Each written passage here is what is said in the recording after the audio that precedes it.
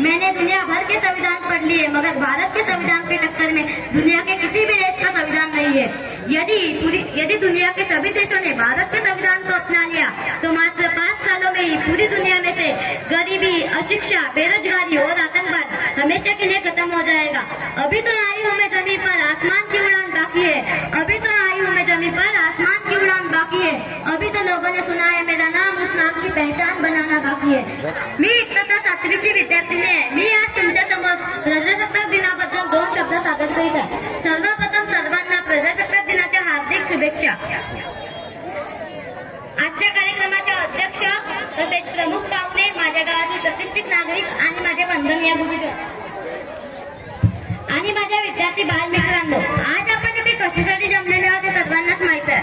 सूरज को क्या पता चांद क्या होता है, जमीन को क्या पता आसमान क्या होता है। सूरज को क्या पता चांद क्या होता है, जमीन को क्या पता आसमान क्या होता है। मेरे बहुजन समाज को क्या पता भारत का संविधान क्या होता है। फूलों की कहानी बहारों ने लिखी, रातों की कहानी सितारों ने लिखी। फूलों की कहानी बहारों ने लिखी, रातों की कहानी सितारों ने लिखी। अरे हम नहीं है किसी के गुलाम, क्योंकि हमारी कहानी राष्ट्र निर्माता डॉक्टर बाबा साहेब आंबेडकर जी ने लिखी। अरे हम नहीं है किसी के गुलाम, क्योंकि हमारी कहानी राष्ट्र निर्माता डॉक्टर बाबा साहेब आंबेडकर जी ने लिखी। भारत देशाला 15 ऑगस्ट 1947 ला स्वातंत्र्य मिळाले, परंतु या अखंड भारत देशाच्या राज्यकारभार कसा चालवायचा हा फार मोठा प्रश्न होता। भारताचे पहिले राष्ट्रपती डॉक्टर राजेंद्र प्रसाद यांच्या नेतृत्वाखाली एक समिती तयार करण्यात आली। त्या समितीचे नाव होते मसुदा समिती। मसुदा समितीचे अध्यक्ष होते डॉक्टर बाबासाहेब आंबेडकर। डॉक्टर बाबासाहेब आंबेडकरांनी जगातील लोकशाहीवादी देशांच्या संविधानाचा अभ्यास करून 2 वर्ष 11 महिने 18 दिवसात संविधान तयार केले। त्याकरिता दररोज रात्री 2-3 वाजेपर्यंत जागरण करीत असत। संविधान सभेच्या चर्चेत एकटे डॉक्टर बाबासाहेब आंबेडकर प्रत्येक कलमांचे स्पष्टीकरण समजावून सांगत होते। अशा प्रकारे 395 कलमे आणि 22 भागात राज्यघटना तयार झाली। 26 नोव्हेंबर 1949 ला या देशाने संविधान स्वीकारले, परंतु संविधानाची प्रत्यक्षात अंमलबजावणी 26 जानेवारी 1950 पासून सुरू झाली।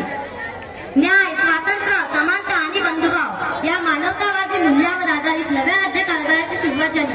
म्हणूनच डॉक्टर बाबासाहेब आंबेडकरांना भारतीय राज्यघटनेचे शिल्पकार असे म्हणतात। आज माझ्यासारख्या एका मुलीला ताटमानाने जगण्याचा आणि आपले विचार व्यक्त करण्याचा अधिकार फक्त संविधानामुळेच।